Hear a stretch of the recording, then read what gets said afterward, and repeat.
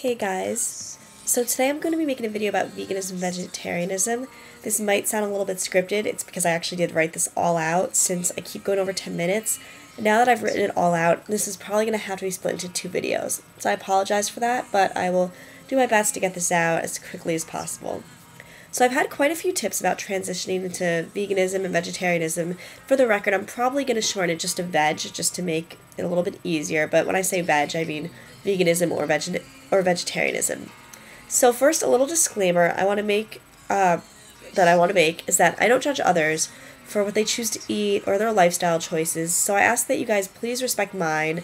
I don't mind constructive comments, but there's no reason for hateful or ignorant comments. So this is really just information for those who've been asking. I'm not here to convert anyone, just share my own information of what I've picked up over the years. So moving on, I've been back and forth between veganism and vegetarianism for the past 3.5 years. I've never really been fond of meat. My parents pretty much had to force it upon me when I was young. So the transition for me was really kind of easy. I can honestly say I have never craved meat in the past 3.5 years. Although when vegan, I do crave cheese and eggs, even though I'm kind of grossed out by it now that I know more information about them and where they come from and such. So something else that I should mention is that I do not support PETA. A lot of people think, oh, vegan, vegetarianism, you guys and your stupid PETA. Don't you know PETA's dumb? And yes, I do know PETA's dumb. They tend to either be too extremist in their displays, yet they also support many meat and dairy industries, which conflict with their messages. I also don't condone the sexism they use in their ads and media, as well as a lot of incorrect information they have on their site. Many food products they list as vegan are in fact not vegan at all. That being said, for people starting out for vegetarianism, it can be useful, some of their information on the site. And they do have some kind of cute shirts. I don't know if it's them, but there's this one shirt that has a pig, and it says, "No, I don't have a spare rib." And I thought that was really cute. So, I'm not all into, like, those kind of dumb, some of the shirts are a bit aggressive, but some of them are cute. Anyway, so also some of their videos can be useful and quick at opening people's eyes to the meat and dairy industry, but there's some media that I'm going to suggest to you guys that I think is better. And that media I'm talking about is a movie called Earthlings. It's very disturbing, just to warn you, but it's also very informative, and it's really helpful to those who are converting but having trouble with willpower motivation. If I ever feel like I might miss something with meat, even though I don't, if I were to watch that movie, you won't go near meat for a while. I mean, it's not guaranteed, but I can tell you it will definitely affect you. And I believe you can find the movie on YouTube, but I'll try to have a link in the sidebar of the movie in case you guys want to check that out. So a lot of people are misinformed about food and where we receive our vitamins and proteins from, and I can't tell you how many times I've had people ask me, well, how do you get protein? How do you get iron if you don't eat meat?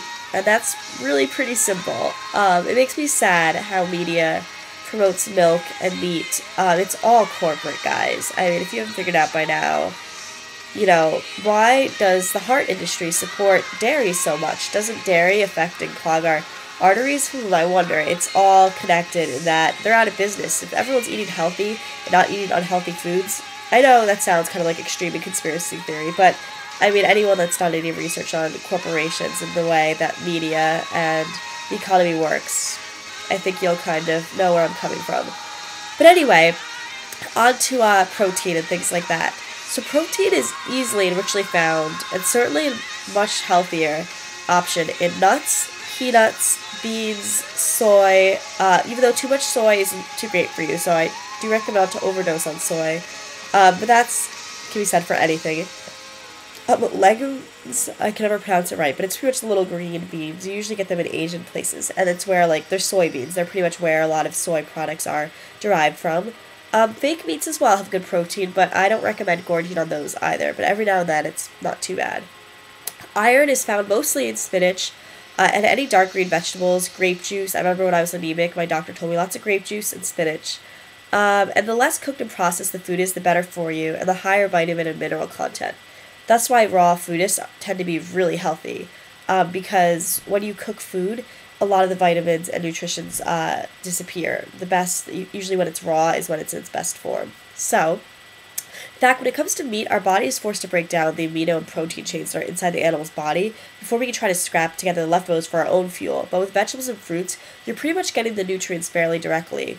Also, fruits and vegetables and not meat are the only pure, not processed food that helps strengthen our immune system. So that's a little interesting fact I learned from a very informative video I saw the other day. Let's see, moving on. Okay, where am I? Here we go. Okay, so a lot of people think, oh, you can't be healthy and you can't be fit without eating meat.